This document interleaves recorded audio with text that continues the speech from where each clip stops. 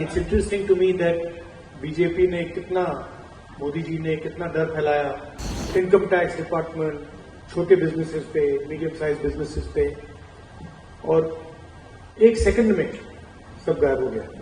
सालों लगे, प्लानिंग चली, पैसा लगा, और एक सेकंड में खत्म। The idea of mister Modi, 56 inch chest, direct connection with God, that's all gone. It's history now. The fight is about whether he, as a Sikh, is going to be allowed to wear his turban in India. He, as a Sikh, is going to be allowed to wear a kada in India.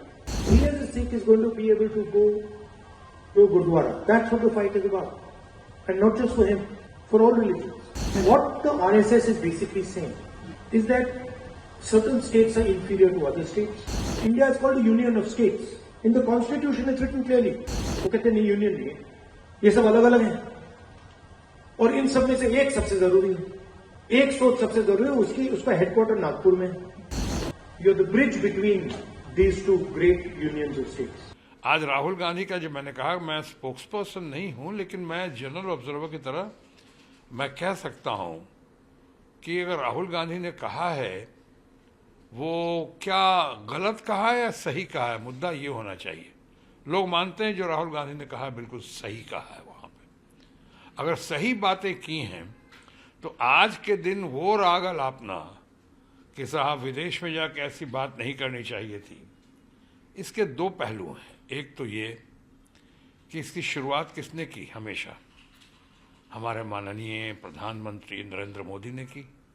जब गए कांग्रेस के corruption के बारे में, देश के गरीबी बदहाली के बारे में, देश को जो 1900 पहले पैदा हुआ था उसको शर्म आती थी भारत में पैदा हुआ, कैसी कैसी बातें उन्होंने नहीं कही हैं माननीय प्रधानमंत्री ने। मानता हूँ जोश में कह गए होगा, मानता हूँ शायद अच्छी ब्रीफिंग नहीं होगी उनके पास, या अच्छी ब्रीफिंग पे गौर नहीं किया होगा। तो आज अगर राहुल गांधी ने ऐसी बात कही है, और उसको, जबकि ये इंटरनेट का ज़माना है, अब वो बात नहीं रही कि विदेश में क्यों नहीं कहना चाहिए था, कहना चाहिए था। अब तो आप मैं आपसे बात कर रहा हूँ, चंद लम्हों के बाद जो हमारे चाहने वाले होंगे, मानने वाले, या हमें जो क्रिटिसाइज करने वाले होंगे, वो अब पूरी दुनिया में देख लेंगे, जहाँ जहाँ उनको देखना है वो देख लेंगे।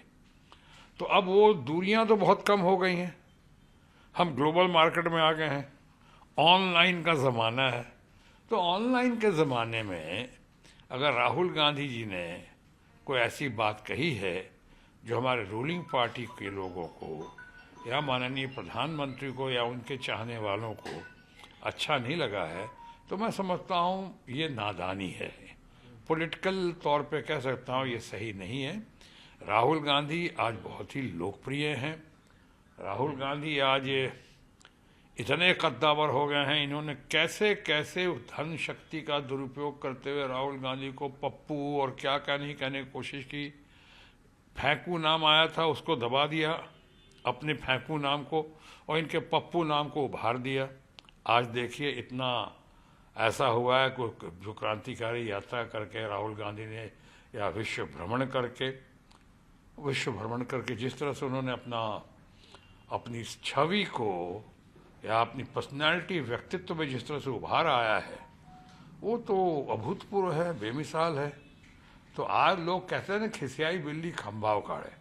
आज उन्होंने और इंडिया ब्लॉक ने मिलकर, और हमारी ममता दीदी का उसमें बहुत बड़ा योगदान रहा है, इन लोगों ने मिलकर आज जो है इतना बड़ा चेंज, तब्दीली की है कि 240 में अगर रूलिंग पार्टी के लोग हैं तो 240 के आसपास करीब करीब हमारा इंडिया ब्लॉक भी है।